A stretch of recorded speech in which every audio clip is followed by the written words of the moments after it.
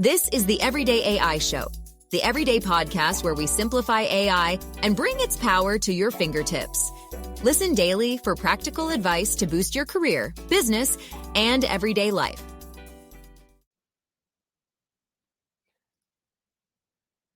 Automation. It's one of those things that if you're not in marketing or advertising or IT, a lot of times when you think automation, you're like, okay, what is this and is it for me? And then when we throw in AI into the mix, it seems almost kind of confusing or kind of daunting. But today, we're going to change that. We're going to talk about some simple ways that you can automate your media marketing with AI to grow your company and to grow your career. So, hey, welcome. This is Everyday AI. This is your daily live stream podcast and free daily newsletter, helping everyday people like you and me learn generative AI and also how we can leverage it to grow our companies and to grow our careers. And hey, I'm excited for today's guest because we're going to be able to dork out a little bit on different ways that you can use Gen AI to help really automate your media marketing so you can create more and better content for your current clients, to get more customers, all those great things. So stick around for that. And if you are new here, thanks for joining us. If you're joining us live, get your comments in. What do you want to know about how to use AI to automate your media and marketing? Let us know and we'll tackle that. If you are joining us on the podcast, thanks as always. Make sure to check out your show notes. There's always more information related to episodes, as well as a link to our website where you can go sign up for our daily newsletter at youreverydayai.com. All right, before we get into today's discussion, let's first do what we always do and talk about what's going on in the world of AI news. So, pretty big things. So the EU over the weekend reached a deal on its landmark AI bill. So the European Union officials have reached a deal on the most ambitious law to regulate AI, setting a global standard to manage risks, enforce transparency, and penalize noncompliance. The AI Act will require tech companies to disclose data and undergo rigorous testing for high-risk applications. European countries and parliament representatives had contentious debates over exemptions for security forces and the use of facial recognition technology, two big things in that bill, leading to compromises in the final deal. Also very noteworthy, these regulations will not come into effect until 2025. So that's leaving room for other countries to potentially undercut EU's plans and to be kind of the first country or the first group of countries to have a major AI bill. All right, second piece of news, Mistral AI has reached a $4 billion valuation in a very interesting release of their new model. So Mistral AI is a Paris startup, and they raised $415 million in funding. And sorry, that was a $2 billion valuation for its open source approach to building chatbots and other AI-driven products. So this new approach, essentially what they did is they released their Mistral AI, their new model, which is MOE 8X7B. That one doesn't really roll off the tongue, but they released it with a guerrilla marketing style tactic of simply sharing their model through an open source torrent link. So they just shared their model online, no fanfare. And this approach is being praised by investors and experts, although it is being countered by companies like OpenAI and Google, who are taking a much more traditional and guerrilla marketing approach to their releases. And then last but not least, Spotify has cut its staff and is focusing more on AI, and its investors are happy about that. So Spotify is a leader in the audio streaming business and known for its personalized user experience. And they've been implementing changes such as AI to recommended podcasts and expanding into new markets. So the company has gone through 3 rounds of large layoffs, yet its stock price, as reported today, is up more than 135% year to date. So despite facing all of these layoffs and financial challenges, the company's investment in AI and podcasting are predicted to drive engagement and potential future success. And hey, hot take here. You're going to see a lot of this going into 2024. I think a lot of really big layoffs with big companies saying that they're focusing on AI, and their stock prices are going to reflect that and actually go up. Wall Street hates employees, y'all. But that's not what we're here to talk about. We're here to talk today about how to automate your media marketing with AI. I'm extremely excited for today's episode. So if you are joining us live, thank you. Make sure to get your questions in for my guest today. So as I bring him on, very excited to have on the show today. There we go. We got him live. Mark Savant, who is the founder of Mark Savant Media. Mark, thank you so much for joining Everyday AI. Jordan, thrilled to be here and talk about the most important, consequential technology of our entire generation. Stoked to be here. Yeah, absolutely. As am I. As is a lot of our audience already joining us. So Brian saying good morning from Minnesota. Tara joining from Nashville. We have people all over the place joining us. Woozy from Kansas City. Thank you all for joining us. What questions do all of you have? If you're joining us live, what questions do you have about automating your media marketing with AI? But let's start at the top, Mark. Maybe just tell everyone a little bit about what it is you actually do with your company, Mark Savant Media. Yeah, so I launch and automate podcasts for businesses. And I had my first taste of AI about a year and a half ago. I had a key team member come to me in the morning, Monday morning, busy, say, Mark, I quit. I was like, oh, great, fantastic. Glad to hear it. And I did what most business owners do. And I put out a job listing and started doing the work myself to keep up with the client work. Became overwhelmed immediately, Jordan. It was terrible. I was like not getting sleep. I'm like jumping from project to project to project, trying to manage sales, HR, CX, all of it. And I said, well, there's got to be a better way. I started using AI in some of my workflows, and I saved up to 90% of my time, specifically in the copywriting field. And I was blown away by how it changed my business. I trained my whole team on it. I developed a new onboarding system for new team members, getting them trained on it. And I was like, this is going to change the world.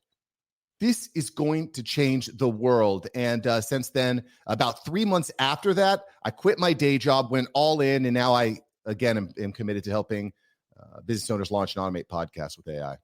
I love that. And, probably like something, even what Brian right here is saying in the comments, saying, yeah, can relate to that. Because that's very relatable. Because Mark, I think, what you just described there is something that a lot of maybe especially small business owners, entrepreneurs, solopreneurs are going through right now, where they're maybe on this fence, kind of like what you said. Maybe, they're losing a team member or maybe wanting to grow, and they're having to go through that thought process of, okay, am I going to go about this the traditional way, hiring more staff, or am I just going to maybe instead invest in different processes, different, marketing automation or marketing standards with the current team? What was it maybe that you said? Obviously getting to that 90% is shocking, but maybe what was it, going through that process when you lost a key employee and, when you're trying to work in generative AI into that system, what was it that made you say, oh, okay, this could work with just, diving in deeper into AI versus, diving in deeper with more team members? Well, about a year prior to that, I had started to hear some rumblings in the podcast industry about using AI to expedite certain processes like writing show notes, emails, blog posts. And I was just kind of like, it's not there yet. It's not ready yet. It was still very clunky. But this world is moving really fast, like crazy fast. And every day new stuff happens, which is why newsletters like what you're doing is important. The EU thing is pretty wild. And I don't want to go too far off the wall onto this, but when I hear major consulting companies like McKinsey saying, within the next 7 years, 30% of the workforce is going to be displaced. And we hear the World Economic Forum say, within about 12 months, 70 million jobs are going to be obsolete. I'm thinking like, well, what do we do? Do we slow this down? The flip side, though, is, regulating technology is only going to hurt your development on a global scale. The world is really changed. So I think that now more so than any time, I'm 40 years old. I know. Don't boomer me. Don't boomer me. I'm 40.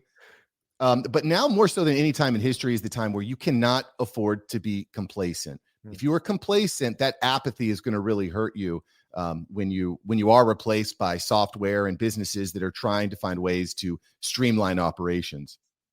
So you bring up an interesting point there, Mark, and I want to do the same by kind of also aging myself, because I'm in a similar age group as you, and it seems like normally you might see these innovations getting kind of in place in a company by a younger generation, right? Or sometimes it's the generation with the most experience. But at least in my experience so far, in talking with, more than 100 different people on the Everyday AI show, it almost seems like it's those in our position, right? Those in their mid 30s to mid 40s that are really pushing Gen AI forward at companies, because it's people that have enough, a decade or two experience, going through the kind of quote unquote old school traditional way of working, yet they have enough of their career ahead of them where they know it's worthwhile to invest.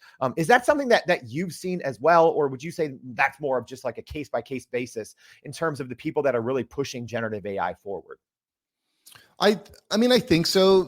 The younger generation, people in their 20s and early 30s, I think, are the ones who are building out a lot of the actual software itself, right? You see people like Sam Altman, for example, over at OpenAI. But what entrepreneurs, what business owners know is, like, once you've tasted it, like I did, saving 90%, you're like, whoa, this is wild. This is crazy. I mean, you look at animation, for example. Animation is a very laborious job. It takes a lot of time.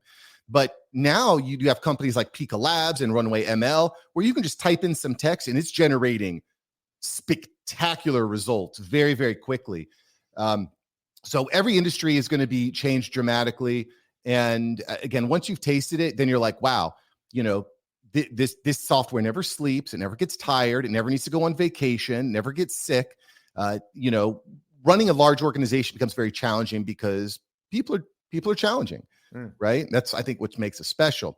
But if I know that I can start to automate parts of my process to technology, to AI, and it's going to save me huge percentages of profit and hassle, it's going to happen from the top down. And what's going to happen? You're going to start to see this. You can fact check me, internet. I know you love to do that, YouTube. Within the next several months, you're going to see huge organizations start to have these AI training days. Okay. And what they're going to be doing is separating the wheat from the chaff. They're going to be saying, who is this person that actually gets it and is on board with using AI in their daily workflow? Let's push them up the corporate ladder. And who are these people that are averse and they kind of want to do it the way that they've always done it, and they believe that, quote unquote, human to human connection is king? Let's shift them out. And so I think, for me personally, I don't know about you, Jordan, but I think that, like, that age bracket of 45 to 55, 45 to 60 is probably the most at risk to this new tech coming out.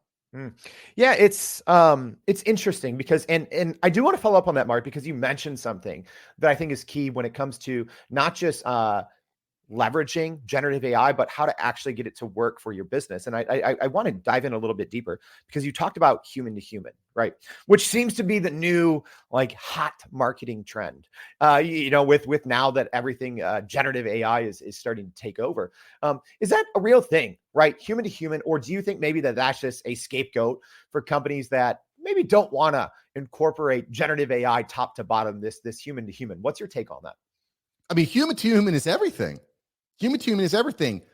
But AI allows for more human to human conversations. And I'll give you an example. And listen, y'all, I know this never happens on LinkedIn, but you get a DM from a random person with a very generic message, and you're like, oh, great, another one of these. Thanks, John Smith. Appreciate the spam in my inbox, because it looks exactly like spam. You can see it, you know it as soon as you see it, right? But what that person knows is that if they send out 1,000 messages a day, that 10% of them are going to lead to a conversation. Another 10% of those are going to become clients. It's a formula game, right? But what if that person started using AI? And I was speaking to a guy, David Awasi, who developed this AI scraping program for LinkedIn. And what it does is it scrapes your entire LinkedIn profile. So it knows where you went to college, it knows where you work, who your colleagues are, and then it can create custom messages. So once you start incorporating these custom messages at scale in those LinkedIn DMs, just as an example, well, now all of a sudden your conversions go from 10% to, let's say, 20%, right? More people are like, okay, this is not just spam. This person actually took a minute to look at my profile. They know all about me. They didn't. They're just using AI to do it faster, quicker, smarter than the competition. And those are going to lead, I think, to more of those human connections faster. Instead of just random, worthless, useless, annoying DMs in the inbox, they're going to become human conversations faster. let's talk a little bit more about that. The faster, smarter aspect of this. When you look at all things generative AI, it almost seems overwhelming at times, right? Because there's too many options. It's every single day there's a new large language model, like we talked about today, with $1 billion valuation. So it almost seems hard to keep up with. In your experience so far, especially when it comes to getting more done faster, what are some of those different ways to automate those tasks? So whether is it using something like Chat GPT and Zapier, or what's kind of a good way to start to automate some of those tasks when it comes to automating your media marketing?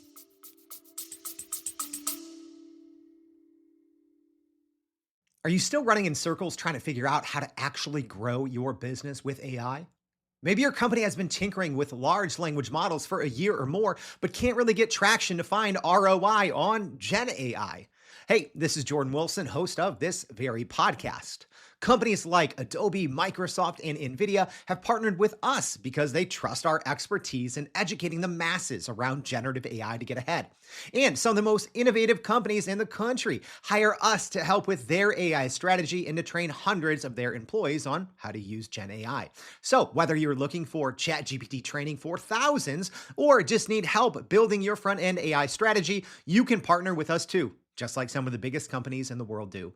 Go to youreverydayai.com/partner to get in contact with our team, or you can just click on the partner section of our website. We'll help you stop running in those AI circles and help get your team ahead and build a straight path to ROI on Gen AI. So, from the top down, podcaster to podcaster. And, I know when I speak to a business owner about using a podcast for media marketing, they're like, oh, I don't want a podcast. That's not what it's about. It's about turning a 15-minute Zoom conversation into your entire digital media presence. It's turning that 15-minute Zoom call into your blog, into your email, into your LinkedIn, your Instagram, your YouTube, your podcast. It's your onboarding, networking, it's everything, but you need to have the right systems in place, right? So just as a simple kind of like 3,000-foot overview of how you can make this look either within your organization or working with a marketing company, you record your 15-minute call. I'm really loving, are you familiar with Riverside? I know we're on StreamYard right now, but Riverside is a popular option. It's very similar to Zoom, right? Remote video calls. But after you finish recording your call, you can fill out a quick Google form, which can be connected with Zapier to somewhere like Google or to your WordPress site. It'll automatically start to write out your blog. It'll start to write out your show notes automatically. Riverside specifically will actually identify key points in the conversation and will create short clips that can be clipped out. So even if you're a novice when it comes to video editing, it can identify that stuff. You talk about LLMs. I just want to, again, just kind of actually back up. I'm getting a little bit too far ahead of myself. I'm getting excited. I'm always saying this is what happens when we dork out over marketing and automation, right? It's crazy, dude. Once you taste it, it's like, oh my gosh. It's like, I feel like I found Christ. It's, not to be sacrilege. But it's so powerful. And, because you talk about an LLM, every single word that you hear on a podcast, every single word that you see on a YouTube video is transcribed. It's all transcribed. And so what AI is really proficient at doing is taking those words and interpreting them, rearranging them, and predicting what the next word will be. So anytime, anything that you see written in digital form, whether that's an ebook or a social media post, AI is incredibly important at generating that. And you can do that automatically with certain systems like Zapier and pulling the text from the video. Yeah. And what Mark is saying, so if you are listening to this show, right, and maybe you're thinking like, oh, I don't have a podcast, right?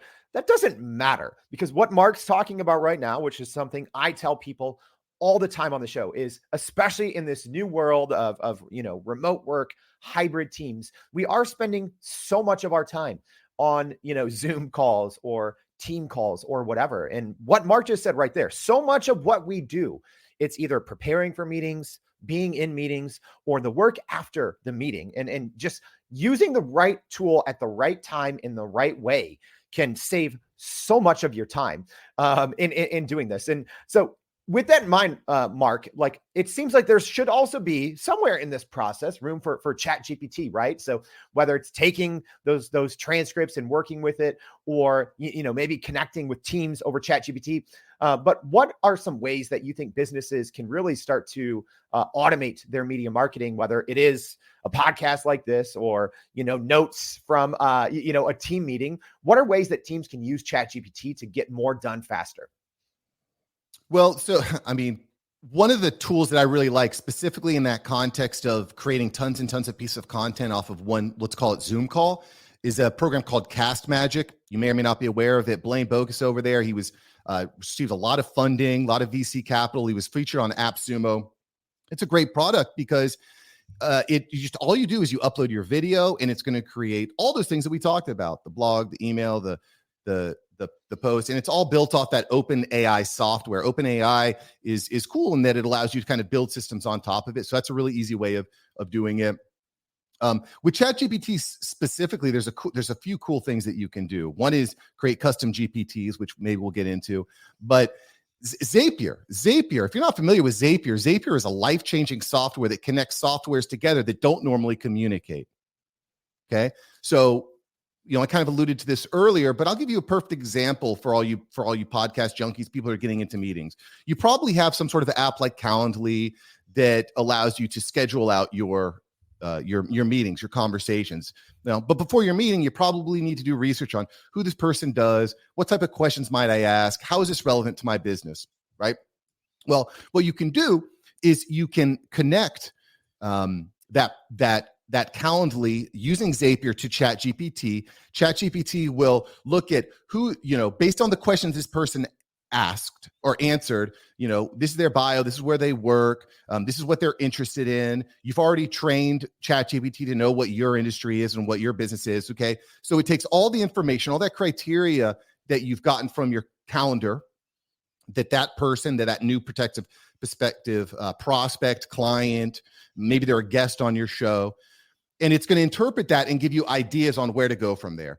So, for example, one of the things that ChatGPT might do is say, these are some potential ways you can work together. These are potential gaps in their business. These are some potential questions that you might ask that person to keep the conversation going. So instead of going in high and dry, you're going in lubricated, ready to hit it. And that's just a really powerful way. You can also, once you start looking at Zapier, you can have it create own custom Google folders. You can connect that to your CRM. There's just so many powerful ways to leverage Zapier and ChatGPT together in this way. Absolutely. Big Zapier fan, and like Brian said too, Task Magic. Yeah, we're gonna have the Task Magic team on the show because we use it daily as well, and we have been for since the day we started. So great tools that Mark is mentioning here, and also we will update the show notes because we did an entire episode on Zapier, which I think was really well received. So couple questions I wanted to get from the audience here, Mark. So Zane asking, former guests. So what's going on, Zane? So Zane asking, with personalization, I can see response rates go up in the short term, but what happens when everyone starts to use personalized messaging? Great question, Zane. Mark, what's your thought on that? I mean, you're leading from the front, right? So by the time listen, this 2024 is going to move really, really fast. Look, we're 2 weeks from Christmas, bro. Where did 2023 go? Who knows? You know what I'm saying? Where did 2023 go? 2024 is going to move way faster because by the time you figured something out, you're going to be on to the next thing, right? So sure, are you going to be doing the same thing for 3 months? Probably not. You're probably going to keep needing to adapt. Elon a few months ago had said that the New York Times is the Twitter example of verbal diarrhea, right? Which, okay, great, sure. Because what they were doing is they were just posting all the time. You're starting to see this in the podcast world too.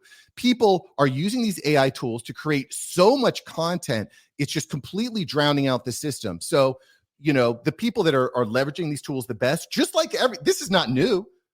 This is not new. The people that are using the tools the best, that have the best systems in place, are going to rise to the top, cream of the crop. But again, that's going to require you to lead lead from the front and start executing at the front. But I agree that when everybody's using these personalized messages, you're going to stop paying attention. You're going to look for what's that thing that's new, that's fresh, that's different. Maybe it's using those custom messages to implement some video or to implement some audio using a program like 11 Labs, right? So, or this is another great, I don't want to go way off the rails here, but ChatGPT, for all you pro users, you can make your own custom chat bots, which is really powerful at sharing tools to your company, which is really powerful for onboarding new prospects, which is great value for new clients. They make great lead magnets.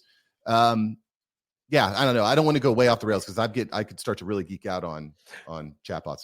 Oh, same. Zane, even to get to your question, and I'll say this, I think personalized, even with quote unquote AI, personalized outreach has already been around for many years, right? So this isn't something that's new with AI, with generative AI, with the GPT technology. It's already been out for many years, but like what Mark is saying, when you're leading from the front, sometimes it takes a while. So I think that by the time that everyone else, quote unquote, is using the personalized outreach, I think those people that, exactly what Mark said, those people that were already spearheading it or leading from the front, they're already going to be on to the next innovation, per se. Another great question here from Raul. So saying, are there any industries that you believe are more open to using AI in their marketing operations? Mark, what's been your experience so far? Are there certain industries maybe that you think are more apt to, running with generative AI, and especially when it comes to, automating their marketing? I mean, honestly, I'd like to hear your opinion because, the reality is that when you start using programs, like I was in church this Sunday and I was like, wow, I bet you could create some really good sermons with references just using ChatGPT to build out your plan. I was hosting a panel for the Parkland Chamber and we had the principal from Marjorie Stoneman Douglas was on the panel. And I was like, wow, I bet you could create some really great lesson plans using ChatGPT. I bet you could create some really extensive experiments using ChatGPT. And it's easy to say, hey, ChatGPT, write me out a lesson plan about dissecting a frog or something, it'll do the whole thing.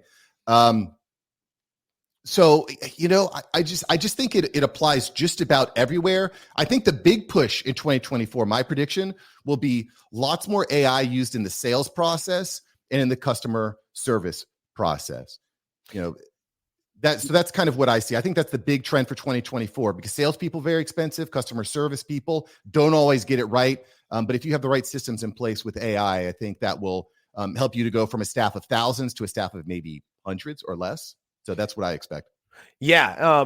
And I'd agree with you there, Mark. I don't think, Raul, just to get to the specifics of your question, I don't know if there's any certain industries per se that are maybe more apt to taking on generative AI, aside from, those that are already in kind of creative, right? So your creative agencies, marketing agencies, I think sales companies and sales, the sales industry in general has been faster to adapt, customer service as well. Just, even what we're talking about with custom GPTs, I think you've already seen a lot of people, build something like that for their customers or by using third-party tools so they can, kind of put that on their website. I think you've seen that a lot as well. And I think you'll continue to see that.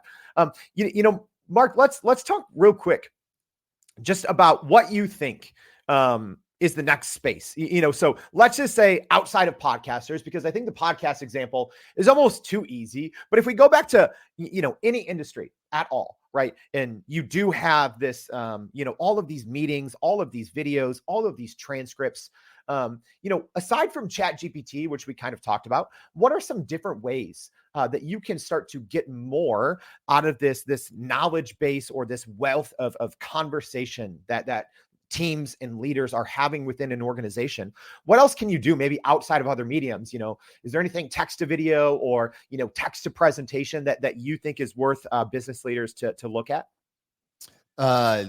Yeah. Well, so one thing, just again, super practical, if you're on a lot of Zoom calls, which I know we live in the Zoom age, Zoom just launched an AI tool. So if you hop into a meeting late, it can give you some notes as to what you had missed so you can catch up right away. I use a program called Avoma, which I think is super, super slick. How often have you been in a Zoom call and you're like, and afterwards, after that hour-long Zoom call, you're like, I think, who was it? Was it Jim or Jerry? Maybe it was Steve. Someone said something. I don't remember exactly what it was, but what Avoma will do is, again, using this transcription technology, it'll highlight all the key points. It'll highlight everything that is said by a particular person. So you can kind of scroll back. Okay, this is everything that Jim said. It'll identify where was the longest monologue. It'll identify key points in the conversation. Maybe you're on a sales call. It'll pluck out that 2-minute objection that person had. And so not only is this really powerful tool for kind of assessing your own calls, like, I don't know about you, but the best salespeople do more listening than talking, right? And so so when I started using this as a tool for my sales, I was like, wow, I'm spending 60% of the time talking. I need to get that down. And so I was able to look at that, study it, and bring it down to more like in the 30 to 35% range of speaking. You're also able to train your team members, right? So if you see, wow, this team member, this is where the objection was. This is how my team member handled that objection. We could use a little bit of coaching there. So that's another, I think, really practical tool. I've been really impressed with what Avoma's tool is. You know what I think is also interesting, just as a side note, what you're going to see is certain ideas that are really, really good, like this Avoma tool for Zoom. And you're going to see other companies start to adapt it, not to go back to ChatGPT and stick on that, but now you can use text to graphics. You can create your own graphics inside ChatGPT. You can create your own chatbots inside ChatGPT, which, I had some friends that were developing chatbots, and when they heard this, they're like, oh, wow, my whole business model is doomed. So, I think there will be some consolidation with the best tools, but these are some of my favorites. No, apps. That's a great point. And, I'll also leave the link to kind of a huge rant I went on about that, because yes, like, especially if you're a business leader out there and you're making decisions for the direction of your company, you can't, go all in on a certain tool or software that doesn't really have, people like to use the word moat, but I just like to say that doesn't have anything unique about it, that just can't be replaced by one big update from OpenAI or Microsoft or Google. So yeah, you really do need to be very strategic on, what kind of tools become a very important part of your workflow, because what happens if a big update comes in and it makes that obsolete? How hard is that going to hit your company? But let's actually do this, Mark, because as we wrap up the show, we've talked about a lot of very great, I think, takeaways for businesses or entrepreneurs, solopreneurs, that they can start to automate their media marketing right now, right? We've talked about Zapier. We've talked about ChatGPT. We've talked about, being able to, take video transcripts or, podcast transcripts and, make more content with that. But what's maybe that one takeaway that you have for people that if you were to say, hey, if you want to start to automate your media marketing right now, what would that one thing be? What would that one thing be? There's so much. What I would say is get a clear. So this is a little bit 3,000 foot overview as far as it goes, but get a clear vision of all the steps in your media marketing process, and then look at which softwares have been designed for these steps in the process, and how can I incorporate them? Because there's just so many steps that when I look in the context of podcasting, which is how I generate all the content, is, I need to research guests, bring on guest, respond to guest requests, bring the guest on, prep the guest, do the recording, process post. How are they getting added into my CRM and retargeted and how is my team getting the information on what to edit and how to edit? How is it getting distributed? You can use AI in every single one of these points. And knowing where and how to use AI to still keep that personalized experience, how to enhance the experience, not just detract from it, is where I'd look at. And again, we've talked about a bunch of tools today that we use in our workflow. But I love that. I will say I love that point of not being too comfortable in the tools that you're using. If you walk away from this with anything, it's that a lot of stuff we talked about today might not hold up in 3 months because stuff is moving. It's moving fast. So I think what's most important, what scares me the most, is people being apathetic to what's happening. And then you show up to a meeting one day and you're like, oh crap, I'm competing against a 20-year-old Malaysian kid that knows how to do this better than me. I'm effed. And I'm 50 and I don't have the time to learn all these new skills. You need to start learning now, because whether or not you're an expert in this particular topic or sphere, you want people within your organization, within your industry to know, like, oh, Jordan I hear Jordan talking about AI a lot. He probably knows something about it. And that's going to position you as someone who's irreplaceable, because you've got your ear to the pavement and you actually know what's happening in your industry. That is how you're going to stay ahead of this tidal wave. Great advice. Great advice there from Mark. Yeah, you got to get your reps in. You can either, just be scared, or you can either just read about AI and try to observe it from afar, or you can start using it every single day. So then that way, when you or your company or whatever it is experiencing that growth or experiencing that first, company-wide integration in generative AI, you can be ready to go, just like Mark said. All right, Mark, thank you so much for joining the Everyday AI Show. We could have talked for many hours on this about how to automate your media marketing with AI, but thank you so much for coming on and sharing your insights. We really appreciate it. My pleasure. Glad to be here. Hey, and as a reminder, everyone, there was a lot. We talked about so much in this episode, different tools, techniques, all of that. If you missed something, don't worry about it. Maybe you joined us live halfway through your workout on the treadmill, or, you're walking your dog right now, listening on Spotify. We every single day break down each episode so you can read more about it in the daily newsletter. So make sure you go to youreverydayai.com, sign up for that free daily newsletter, a little bit more about Mark and what his company is doing in there as well. So thank you for joining us, and we hope to see you back tomorrow and every day for more Everyday AI. Thanks, y'all. And that's a wrap for today's edition of Everyday AI. Thanks for joining us. If you enjoyed this episode, please subscribe and leave us a rating. It helps keep us going. For a little more AI magic, visit youreverydayai.com and sign up to our daily newsletter so you don't get left behind. Go break some barriers, and we'll see you next time.